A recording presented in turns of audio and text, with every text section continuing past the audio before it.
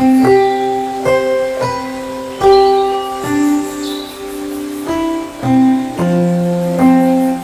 दोस्तों, मैं doctor Manjish Rathi, chairman DMR group.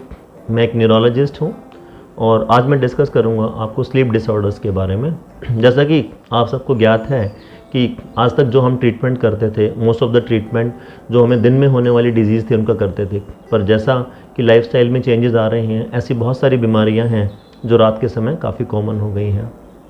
तो जो रात की बीमारियां हैं जो रात में सोने के बाद पेशेंट्स को हो रही हैं, उन्हें मोटा मोटी हम स्लीप डिसऑर्डर्स कहते हैं। स्लीप डिसऑर्डर्स काफ़ी टाइप के होते हैं, तो उसमें सिंपल डिस्कशन करेंगे एक पब्लिक अवेयरनेस के लिए। तो इसमें कुछ कॉमन प्रॉब्लम्स मैं बताऊंगा। जैसे कि सबसे एक इम्पॉर्टेंट प्रॉब्लम है जो आजकल उभर के आ रही है, वो है स्नोरिंग। स्नोरिंग मीन्स रात में आप खर्राटे लेते हैं। इसमें इसमें क्या है, एक बहुत इंपॉर्टेंट जो वैरायटी होती है वो होती है कि जब सोते सोते आप खर्राटे ले रहे हैं, उस टाइम एकदम से सांस में बंद होने की फीलिंग आती है। उसे बोलते हैं ऑब्स्ट्रक्टिव स्लीप एपनिया। OSA काफ़ी इम्पॉर्टेंट पार्ट है कि जिन लोगों को OSA होता है, ऑब्स्ट्रक्टिव स्लीप एपनिया होता है, उनको हेडेक के चांसेस, उनको स्लीप डिस्टर्बेंस के चांसेस, उनको स्ट्रोक के चांसेस और कार्डियोवास्कुलर जो मॉर्बिडिटीज़ होती हैं उनके चांसेस बाकी पॉपुलेशन से ज़्यादा हैं। जैसा कि हम लोगों ने एक स्टडी की है stroke in young. Stroke in young means ऐसा पैरालिसिस जो 45 साल की कम उम्र के लोगों को हो रहा है। उसमें काफ़ी पेशेंट्स इस तरह के पाए गए हैं जिनको हिस्ट्री है ऑब्स्ट्रक्टिव स्लीप एपनिया की एंड ओबेसिटी की। ऑब्स्ट्रक्टिव स्लीप एपनिया के लिए और ओबेसिटी के लिए हम ट्रीटमेंट कर सकते हैं। इसके लिए हमारे पास में पॉलीसोमनोग्राफिक स्टडी स्लीप लैब में हमारे अवेलेबल हैं।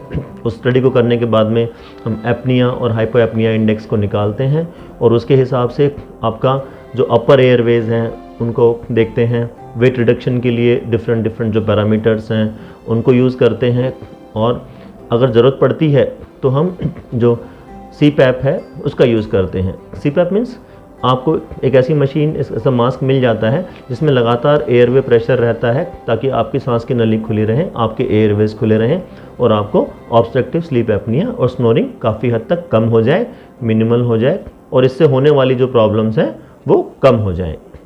ये तो पहला काफ़ी इंपॉर्टेंट इशू है। सेकंड इशू है, कुछ लोग स्लीप में एकदम से बातें करते रहते हैं। कुछ लोग स्लीप में जो है चलते हैं। कुछ लोग स्लीप में, जैसे कि एन्यूरेसिस है, स्लीप में यूरिन पास हो गया, बच्चों में काफ़ी कॉमन प्रॉब्लम है। इवन 12-13 साल के लोगों में भी मेरे पास काफ़ी सारे पेशेंट हैं एन्यूरेसिस के। एन्यूरेसिस दो तरह का होता है, primary and secondary. Primary means जो बच्चे बचपन से ही यूरिन कर रहे होते हैं रात के टाइम बिस्तर में, उसको प्राइमरी एन्यूरेसिस बोलते हैं। कुछ बच्चे ऐसे होते हैं जो पहले ठीक होते हैं और बाद में ये प्रॉब्लम शुरू होती है, उसको सेकेंडरी एन्यूरेसिस बोलते हैं। तो इसको हम डायग्नोज करके इसका इलाज संभव है। और स्लीप डिसऑर्डर्स की जो प्रॉब्लम है वो बढ़ती जा रही है पहले की बजाय। ओबेसिटी इसका बहुत कॉमन कारण बन गया है। देन हमारी जो दिनचर्या है, जो लाइफस्टाइल है, वो काफ़ी इम्पॉर्टेंट एक कारण है, जो पुअर लाइफस्टाइल हम जी रहे हैं। तो इन सब का ट्रीटमेंट हमारे यहाँ न्यूरो लैब में, स्लीप लैब में अवेलेबल है। पॉलीसोमनोग्राफिक टेस्ट अवेलेबल है जिसमें रात भर हम पेशेंट की पॉलीसोमनोग्राफिक स्टडी करते हैं और उसकी स्टडीज़ के आधार पर उसको क्या क्या रिक्वायरमेंट्स हैं, कैसे उसके एपनियाज को कम कर सकते हैं, कैसे जो है स्नोरिंग को कम कर सकते हैं, उन सब का ट्रीटमेंट हमारे पास संभव है। धन्यवाद।